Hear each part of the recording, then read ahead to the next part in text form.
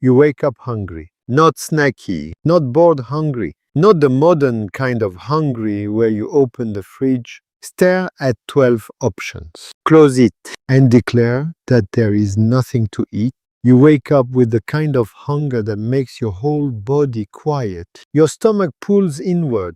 Your mouth feels dry. Your brain becomes a tiny angry manager holding one clipboard with one question on it. Where is food? For most of human history, this was not a bad morning. This was the job. Ancient humans did not live in a world where food waited politely in cabinets. Food moved, food hid, food ran away. Food had horns, food had thorns. Food sometimes tried very hard not to become your dinner, which is honestly fair. So when food ran out, your ancestors did not say, "Guess we should order something." They had no delivery app, no emergency protein bar, no said freezer, pizza. They had memory, tools, fear, teamwork, and the terrifying realization that nature does not care about your meal plan. And here is the first twist. When ancient humans were hungry, they did not usually go looking for one perfect heroic food.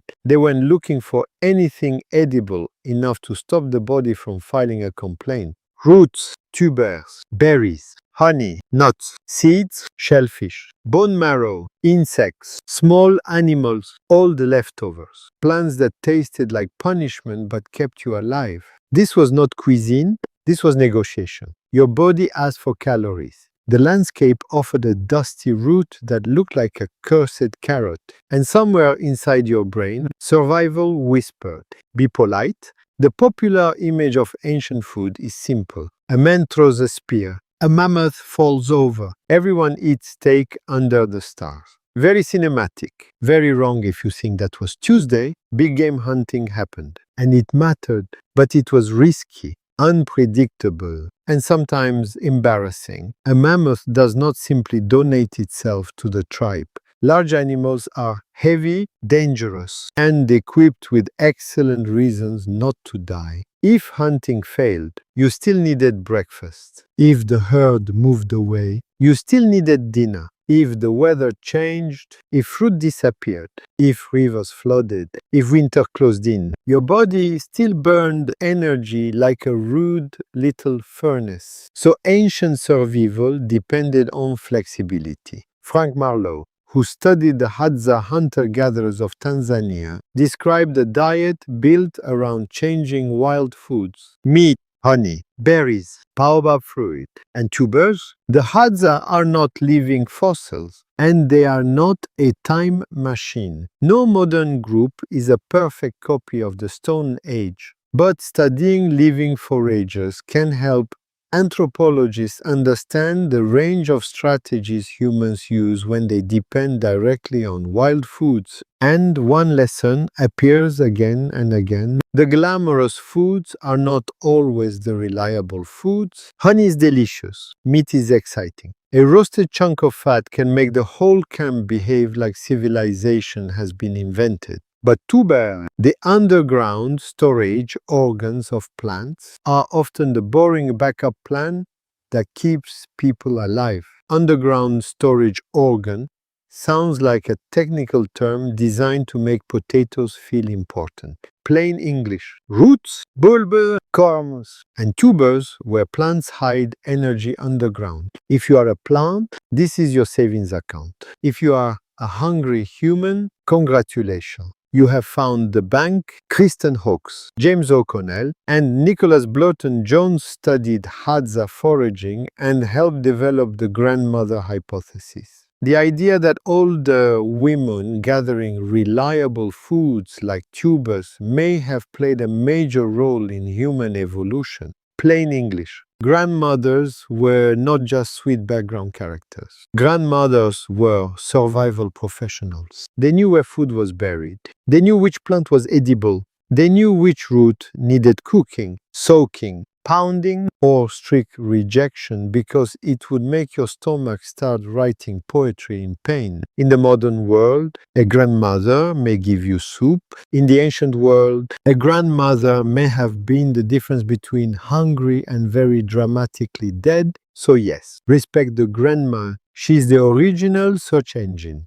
Now imagine a dry season. The easy fruit is gone. The animals are not standing around waiting for inspirational spear scenes. The honey is harder to find. The children are hungry. The camp gets quieter. This is when the boring foods become kings. Someone digs, someone scrapes, someone finds tubers on the hard ground. They are dirty. They are fibrous. They are not winning a cooking show. You roast them, chew them, spit out strings, and pretend this is a lifestyle choice. But they contain carbohydrates. Carbohydrates are sugars and starches your body can turn into energy. Your brain loves glucose, a simple sugar. Your muscles love stored fuel. Your body does not care if the meal is ugly. Your body is not on Instagram. This is why the old fantasy of the ancient human as pure meat machine is too simple. Yes, humans hunted. Yes, meat and fat were valuable, but plants often carried the day. At archaeological sites in the Andes, researchers studying early high-altitude foragers found evidence that plant foods, especially wild tubers, made up a major part of the diet. That matters because mountain environments are hard, cold, thin air, seasonal plants, animals that do not send calendar invitations. When the landscape is difficult, reliable plant foods are not side dishes. They are the main characters wearing dirt costumes. And then there is marrow. Bone marrow is the fatty tissue inside bones. Plain English, the soft, oily, energy-rich stuff hidden inside the skeleton. It sounds like food designed by a haunted chef, but in a hungry world, marrow was treasure. If a predator killed an animal and left bones behind, your ancestors could break them open with stones. This was not glamorous. This was not a clean restaurant experience. This was standing near a carcass, listening for hyenas, smashing bones, and trying to extract fat before something with better teeth came back. Fat mattered because protein alone is not enough. If you eat mostly lean meat without enough fat or carbohydrates, the body struggles. Modern survival experts sometimes call this rabbit starvation or protein poisoning. Plain English. Too much lean protein, not enough fat or carbs, and your body becomes extremely unhappy. So a starving ancient human did not just want meat, they wanted energy, fat, marrow, brain, greasy parts. The bits a modern person might avoid while making a face were often the exact parts worth fighting for. Your ancestor did not look at a bone and say AW. Your ancestor looked at a bone and said, there may be calories inside this rock-looking snack, then smashed it like a tiny thunder god. Researchers studying early human sites, including places like Olduvai, Gorge in Tanzania, have long debated whether early humans hunted, scavenged, or did some messy combination of both. Olduvai Gorge is one of the most important paleoanthropological sites in the world, plain English, a place where stone tools, animal bones, and ancient human relatives left a very old crime scene. Cut marks from stone tools and percussion marks from hammerstones show that early humans or their relatives processed animal carcasses. Sometimes they cut meat, sometimes they cracked bones, sometimes they arrived before carnivores finished. Sometimes after. Nature was not a grocery store. It was more like a buffet where every guest had claws. And you were not always first in line. Shellfish were another emergency gift. If you lived near a coast, lake, or river, food could sit in one place like it had finally learned manners. Clams, mussels, snails, crabs, fish trapped in pools. Eggs, small creatures that did not sprint away at mammoth speed. At a pinnacle point in South Africa, archaeologist Curtis Marion and colleagues found evidence that humans used coastal resources around 164 years ago. Shellfish are not very dramatic. Nobody paints an epic cave mural of one brave man defeating a clam, but shellfish are reliable, rich, and easier to catch than an angry antelope with a personal grudge. When inland food was scarce, coastlines could be lifelines. This may be one reason coastal living mattered so much in human history. The beach was not just vacation, the beach was dinner that moved slowly. This is also where fire changed everything. Fire did not only make food taste better, it made more foods possible. Tubers became softer. Tough meat became easier to chew. Some toxins were reduced. Cold nights became survivable. Leftovers could be smoked or dried. Richard Wrangham, a biological anthropologist, argued in Catching Fire that cooking played a huge role in human evolution because cooked food gives the body more usable energy. Not everyone agrees with every detail of his argument, but the basic point is powerful. Cooking is not just flavor. Cooking is technology. A raw tuber can be punishment. A roasted tuber can be dinner. A tough scrap can become chewable. A questionable plant can become slightly less questionable. Fire turned absolutely not into fine. If I must, that is civilization beginning in the tone of a tired person. But what about the really desperate foods? The foods you do not brag about? Insects are one answer. Larvae, termites, grubs, locusts, and other insects are eaten in many societies around the world. They can provide fat, protein, and minerals. To a modern viewer, a grub may look like a living panic attack. To a hungry ancestor, it may have looked like a soft little energy packet with legs it did not need. This does not mean every ancient human loved insects. Humans are flexible, not universally enthusiastic. But when hunger gets loud, the menu expands. The same goes for small animals. Lizards, bird eggs, rodents, turtles, frogs, anything catchable, edible, and not immediately fatal. Ancient hunger did not ask, is this on brand? It asked, can this become fuel without killing me first? And then there were plants with attitude, bitter leaves, hard seeds, nuts locked inside shells, grains that needed grinding, plants with toxins that required soaking, leaching, roasting, pounding, or careful seasonal knowledge. This is where ancient humans were not simple brutes. They were walking databases. They knew landscapes at a level most modern people reserve for app icons. They knew when a plant ripened. They knew which tree produced edible nuts. They knew which root needed fire. They knew which berry was a snack and which berry was a dramatic exit from life. They knew animal tracks, bird calls, bee behavior, water signs, seasonal winds. This knowledge was not trivia, it was the operating system. And children learned by watching. A child saw adults dig, smell, test, reject, roast, share, and warn. Every meal was also a lesson. Every mistake could become a family story. Sometimes a very short family story. Now here is the counterintuitive part. Food running out did not always mean immediate starvation. It often meant movement. Hunter-gatherers were mobile because landscapes change. When one place became empty,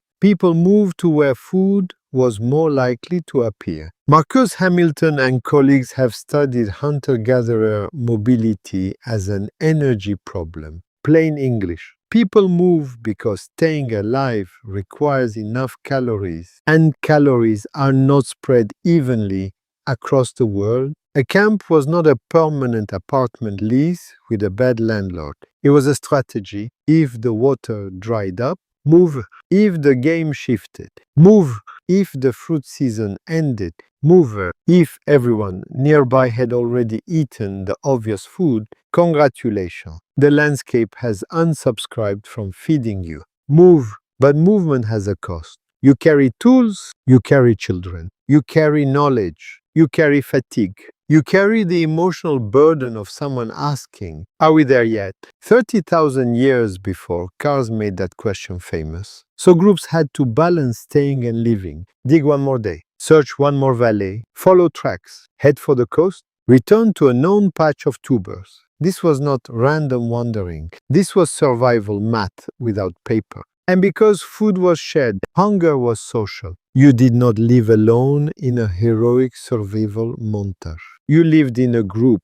A good hunter shared meat. A good gatherer shared tubers. A grandmother fed children. A child learned where not to put their fingers. Someone remembered the old water hole. Someone else knew when honey guides might lead to bees. A honey guide is a bird famous in parts of Africa for guiding humans and honey badgers toward beehives. Plain English. A bird that knows where the dessert is and wants the leftovers. Hadza honey collecting. Studied by researchers including Brian Wood and Alyssa Crittenden, shows how complicated human food strategies can be. Humans use smoke, tools, climbing skill, and knowledge of bee behavior to get honey. Honey is dense energy, sugar, calories, a golden treasure guarded by insects with tiny knives. When food is scarce, honey can be a jackpot, but it is not free. You climb, you get stung. You smoke out bees, you cut open the hive. You share, you try not to fall out of a tree because gravity, like hunger, has no empathy. Food scarcity also shapes bodies. Your body stores fat because the future has historically been unreliable. A little body fat was not laziness. It was emergency storage. Your craving for sweet, fatty, salty foods did not come from nowhere. It came from worlds where sweet meant ripe fruit or honey. Fat meant dense energy. Salt meant minerals your nerves and muscles needed. Today, those cravings can lead you into a convenience store at midnight making eye contact with a bag of chips. In the ancient world, those cravings could point you toward survival. Your brain did not evolve for unlimited snacks. It evolved for find the calories before the calories find someone else. This is why food that ran out was not just a physical problem, it was psychological. Hunger changes attention. It sharpens memory. It makes smells stronger. It makes risk feel different. A risky climb for honey may look stupid when you are full. When hungry, it looks like a business opportunity with bees. A rotten carcass might disgust you when you have dinner plans. When starving, you start asking suspiciously practical questions. How rotten? Which part?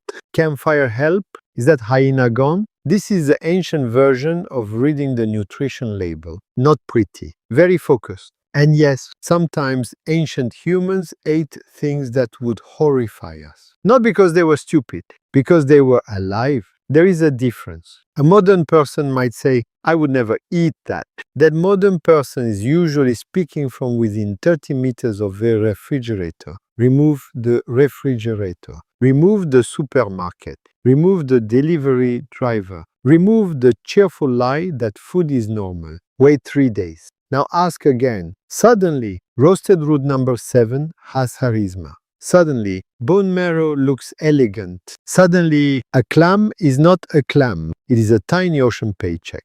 This does not mean ancient life was constant misery. Foragers could eat varied diets. Some seasons were abundant. There were feasts. There was sharing. There was laughter. There were children licking honey off fingers. There were successful hunts and full bellies and campfires where nobody thought about calories because food was everywhere for a moment. But the system was fragile. A late rain, a failed hunt, a cold snap, a drought, a migration missed, a plant patch overused. And the menu changed from what do you want to what can we survive. So what did ancient humans eat when food ran out? They ate a memory. They ate knowledge. They ate everything their culture had learned was safe enough, useful enough, and worth the effort. They dug underground savings accounts from plants. They smashed bones for hidden fat. They collected shellfish from patient coastlines. They climbed for honey and paid in bee stings. They roasted bitter roots until they became less rude. They cracked nuts. They gathered seeds. They trapped small animals. They followed tracks. They moved camp. They shared. They swallowed pride. Sometimes they swallowed insects, and behind every strange food was the same quiet truth. Human beings survived not because they were the strongest animal. They survived because they were flexible. A lion is powerful, but a lion cannot roast a tuber and crack a marrow bone with a stone. Follow a honey guide. Remember a seasonal plant patch and then complain about the texture. Humans can complaining may be one of our oldest technologies. Picture the scene. The hunt failed. The air is dry. The camp is restless. A child asks for food.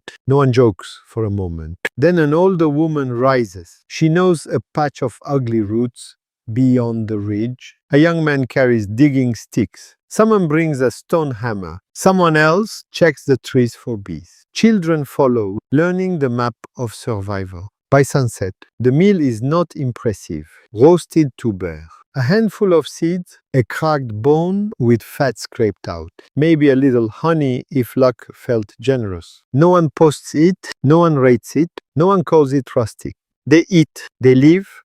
Tomorrow, they search again. That is the real ancient diet when food ran out. Not a perfect menu, not a trendy lifestyle, not a heroic meat fantasy, a moving, changing, sometimes ugly intelligence built from hunger, memory, teamwork, and the stubborn refusal of the human body to give up just because dinner got weird. So the next time you open the fridge, stare at perfectly edible food, close it, and announce there is nothing to eat. Remember your ancestors. They once looked at a dry landscape, a buried root, a cracked bone, a hive full of angry bees, and a shoreline full of stubborn clams. And somehow they made dinner. You wake up hungry. And now you understand that hunger was never just an empty stomach. It was the ancient teacher that taught humans how to become impossible to starve.